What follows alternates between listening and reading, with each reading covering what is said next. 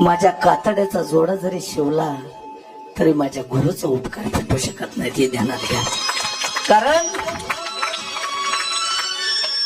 शिष्य कुठल्याही परिस्थितीमध्ये असू द्या, ते त्याच्या कामामध्ये असू द्या, त्याच्या संसारामध्ये मग्न असू द्या, पण त्या लेकरावरती जशी आकाशातली घार पिल्लांवरती नजर ठेवत असती तशी गुरुची नजर असणाऱ्या आपल्या लेकरावरती असते, ध्यानात घ्या.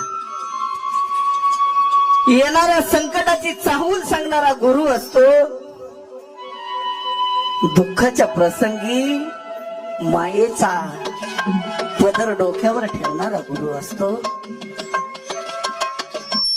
आनंदाच्या क्षणी कौतुकाची थाप पाठीवर टाकणारा बाप असतो.